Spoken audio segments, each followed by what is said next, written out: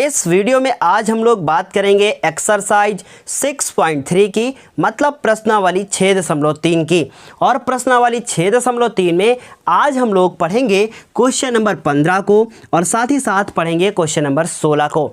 इसके पहले की एक्सरसाइज के जितने भी क्वेश्चन हैं वो सब हम आपको कंप्लीट करके दे चुके हैं। आप डिस्क्रिप्शन बॉक्स में नीचे प्लेलिस्ट में जाके देख सकते हैं। तो चलिए बिना देर किए हुए शुरू करते हैं। और आपको 15 नंबर क्वेश्चन स्क्रीन पे दिख गया होगा। मैं हूं शिवम द्विवेदी और आप देख रहे हैं अपना पसंदीदा चैनल ज्ञानोदय के गुरुजी। चलिए शुरू करते हैं। क्वेश्चन नंबर 15 आपको दिख गया होगा। क्या लिखा है पढ़िए एक बार।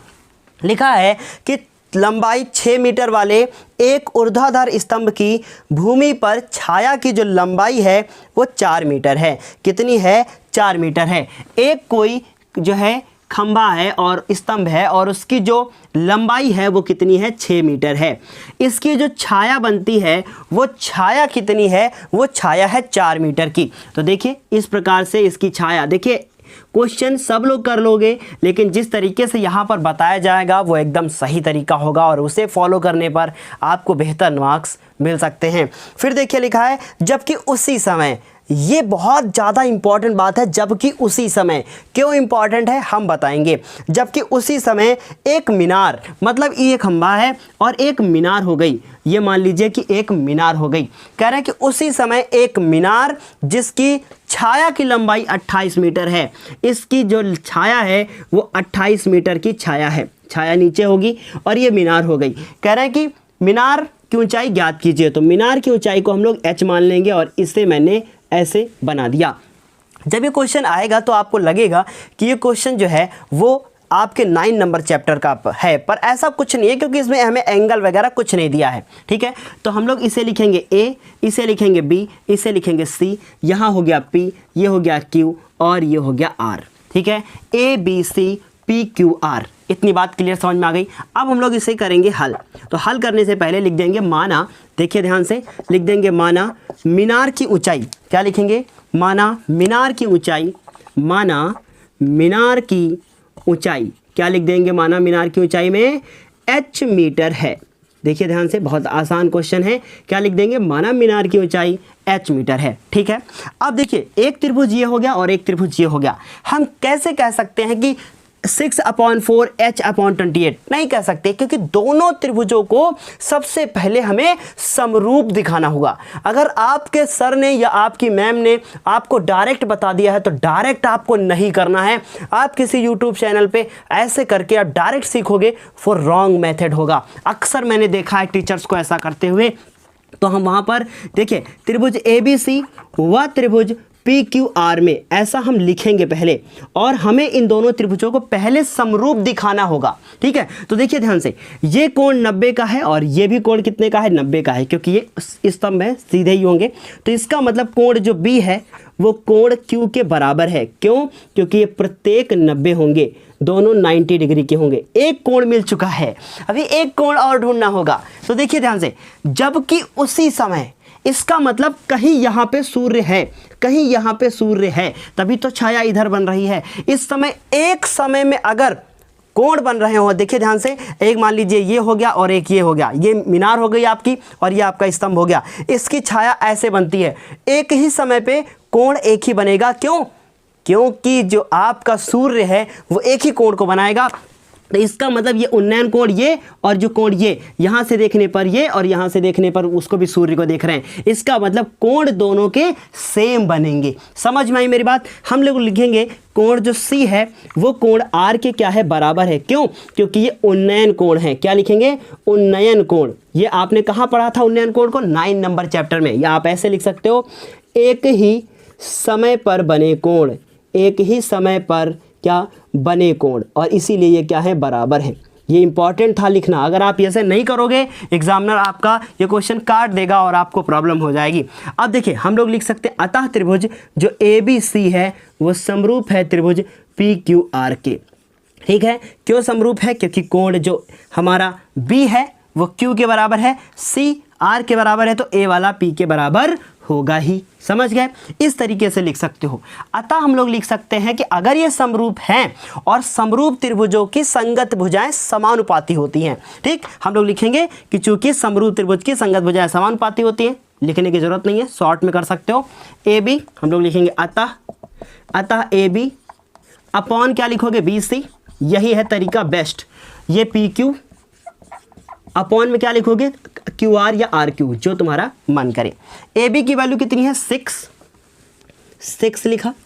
बी सी की वैल्यू कितनी है, 4। और पी क्यू की वैल्यू कितनी है, पी क्यू कहाँ पे है, एच लिखा। और इसकी वैल्यू कितनी है, 28। आई बात समझ में? ऐसे क्वेश्चन को करना है, ठीक। अभी देखिए 2 से कट रहा है ये 2 और ये हो गया 3। इसका ये मतलब हुआ कि इसको इससे मल्टीप्लाई कर देंगे और इसको इससे, तो इसका मतलब 2 इंटू एच और 28 इंटू 3। समझ गए? तो h इजक्वल टू आएगा 28 इंटू 3 अपॉन में 2। तो 2 से इसको काट देंगे, 14 हो जाएंगे। 14 को 3 से गुणा कर देंगे, 42 हो जाएगा। इसका मतलब जो मीनार होगी उसकी ऊंचाई कितनी होगी, 42 मीटर। उम्मीद है आपको पूरा समझ में आया होगा। आप चाहो तो इसका एक स्क्रीनशॉट ले सकते हो। कैसे मैंने बताया, आपको अगर प्रॉब्लम हुई है तो आप जो है क्या करोगे, पहले तो स्क्रीनशॉट आप ले लो इसका। आप क्या करोगे, आप इसको फिर से देखोगे एक बार ताकि आपको बेहतर समझ में आए, ठीक है। अब हम लोग बढ़ते हैं अपने इंपॉर्टेंट क्वेश्चन की तरफ, जो बहुत ज़्यादा इंपॉर्टेंट था, लेकिन अभी हमें तो सीरियल से ही पढ़ाना था, इसलिए हमने पूरा सीरियल को ही अपनाया है। और क्वेश्चन नंबर 16 आपको स्क्रीन पे दिख गया होगा। क्या लिखा है, देखिए लिखा AD और PM। AD और PM त्रिभुज ABC और PQR की क्रमशः माध्यिकाएं हैं। इसका मतलब 2 त्रिभुज हैं। एक त्रिभुज मेरा ABC है, तो हमने यहाँ पे लिखा A, यहाँ पे लिखा B और यहाँ पे C। एक दूसरा त्रिभुज है, उसका नाम है PQR, तो यहाँ पे लिखा मैंने P, यहाँ पे Q और यहाँ पे R। ये इनकी 2 माध्यिकाएं हैं। उन माध्यिकाओं का नाम है AD, तो यहाँ पे AD एक माध्यिका हो गई, यहाँ D लिखा। जैसे ही ये माध्यिका हुई, इसका मतलब BD और DC आपस में बराबर हो गए। एक इसको यहाँ पे ड्रॉ किया गया जिसका नाम PM है, माध्यिकाएं हैं। सो QM और MR आपस में बराबर हो गए। समझ गए बात को? ठीक है, क्वेश्चन दिख गया होगा आपको यहाँ पे। फिर देखिए क्या कह रहे हैं कि त्रिभुज ABC जो है वो समरूप है PQR के। जो ये त्रिभुज पूरा ABC है वो PQR के समरूप है, ठीक है। तो हम लोग यहाँ पे लिखेंगे कि आखिर हमें क्या दिया है इन्होंने, ठीक। देखिए ध्यान से, सबसे पहले तो माध्यिका कहा है, लेकिन साथ ही साथ कह दिया है कि ABC त्रिभुज जो है वो समरूप है PQR के, ठीक है। अब यहाँ लिखेंगे हमें कि क्या सिद्ध करना है, ठीक है। क्या सिद्ध करना है, ध्यान से देखिएगा। हमें सिद्ध करना है कि AB अपॉन PQ, AB और PQ, तो यहाँ लिखेंगे AB upon PQ is equal to क्या, AD अपॉन PM। ये हमें प्रूफ करना है। तो देखिए कैसे इसको हम लोग हल करेंगे, कैसे इसकी उपपत्ति करेंगे हम लोग, ध्यान से सुनिएगा। अगर मुझे इसके बटे में ये और इसके बटे में ये लाना है, तो कहीं ना कहीं हमें ये वाला त्रिभुज ये और ये वाला त्रिभुज ये, इन्हें हमें ये दिखाना पड़ेगा कि ये दोनों के दोनों त्रिभुज समरूप हैं। अगर ये दोनों त्रिभुज समरूप हैं तो इनका जो रेशियो है भुजाओं का वो समानुपाती होगा। समझ गए? तो कहीं ना कहीं हमें इसे और इसे समरूप दिखाना होगा। लेकिन समरूप दिखाने के लिए मिनिमम 2 कोण हमें बराबर ढूंढने होंगे, या फिर 2 भुजाएं 1 कोण ढूंढना होगा, ठीक है। तो चलिए देखते हैं। ये त्रिभुज हमारा हो गया, तो हम लोग एक ध्यान से सुनिएगा मेरी बात। ये क्या लिखा है, AB, और ये क्या लिखा है, PQ। लेकिन हम लोग जानते हैं कि चूंकि त्रिभुज ABC वो समरूप है त्रिभुज PQR के। अगर ये समरूप है तो हम लोग लिख सकते हैं कि AB लिख सकते हैं, और लिख सकते हैं PQ, AB के बटे में PQ। फिर लिख सकते हैं BC, देखिए ध्यान से देखिएगा, BC लिख सकते हैं और इसे लिख सकते हैं QR। ये समानुपाती नियम लगा दिया गया है। अगर 2 त्रिभुज समरूप हैं तो उनकी ये वाली भुजा इसके, ये वाली भुजा ये, आपस में क्या होंगे, संगत होंगे, ठीक। अब तीसरे की जरूरत नहीं है, मैं अगर AC लिखने की जरूरत होगी तो लिख लेंगे, फिलहाल जरूरत नहीं है। अब AB बटे PQ लिखा मैंने, AB बटे PQ लिखा, ध्यान से देखिएगा। और ये क्या लिखा, BC। अब BC को देखिए, इस BC को देखिए, BC के 2 खंड हैं, एक है BD और एक है DC, और दोनों आपस में बराबर हैं। तो हम ये लिख सकते हैं क्या कि BC जो है वो दो लोगों को जोड़ रहा है। किसको जोड़ रहा है? BD को जोड़ रहा है और DC को जोड़ रहा है। ध्यान से सुनिएगा। तो हम ये लिख सकते हैं BD, और जो DC है ना वो BD के बराबर है। इसका मतलब हम लिख सकते हैं कि जो BC है वो 2BD है। क्यों भाई? समझ में आई बात? कि जो BC है वो BD का 2 गुना है। तो BC को हमने लिखा 2BD। बताओ, आई बात समझ में? इसी प्रकार जो QR है वो QM का 2 गुना है, तो हमने इसको भी QM का 2 गुना लिखा। कोई दिक्कत? ये लिख दीजिए, यहाँ पे रीज़न बता दीजिए कि चूंकि BC = 2BD और साथ ही साथ जो हमारा QR है वो किसके इक्वल है? 2QM के इक्वल है। बताओ, ये बात समझ में आई? क्यों ऐसा है? क्योंकि ये माध्यिकाएं हैं। कौन माध्यिका है? AD माध्यिका है, इसीलिए BD और DC आपस में बराबर है। बताओ, समझ में आया? अभी 2 से 2 कट गया, ठीक। अब क्या बचा?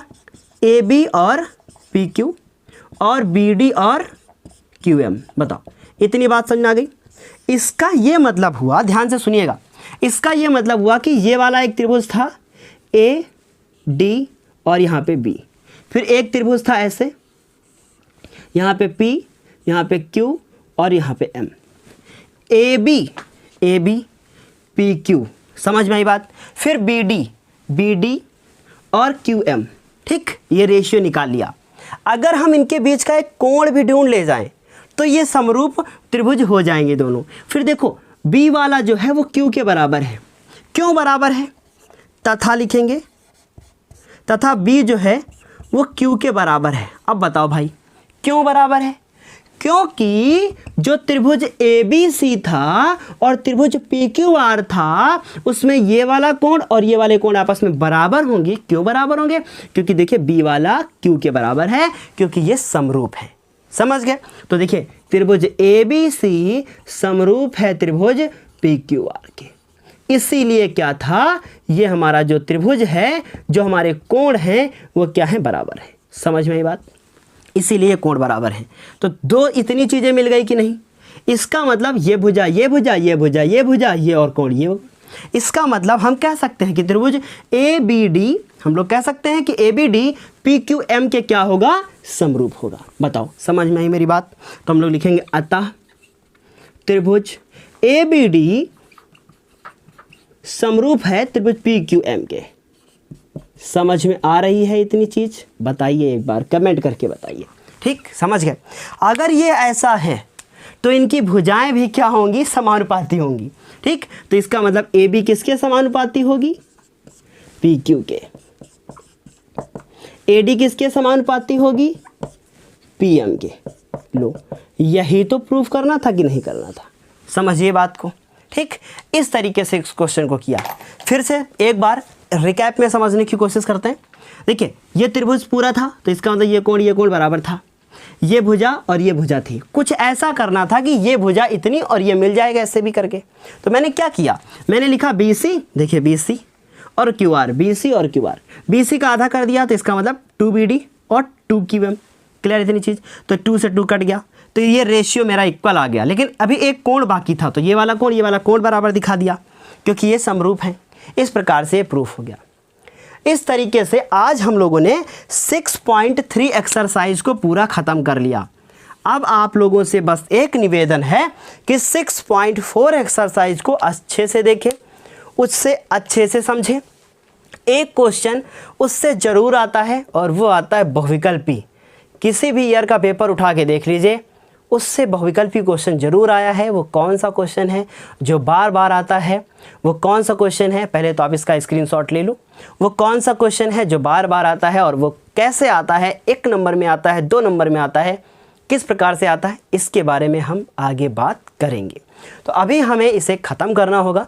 6.3 यहाँ पे ख़त्म है। कल हम लोग लाइव मिल रहे हैं सुबह 9:30 बजे। आप सभी लोग सुबह 9:30 बजे आने की कोशिश करें। तो चलिए, अभी हम लोग क्लास को ख़त्म करते हैं। अगली क्लास में और वहाँ पे कुछ स्पेशल है आप लोगों के लिए, कुछ बातें होंगी, कुछ आपके डाउट्स होंगे, वो क्लियर होंगे। तो चलिए ख़त्म करते हैं। अगली क्लास में फिर मिलते हैं एक नए वीडियो के साथ। तब तक के लिए धन्यवाद।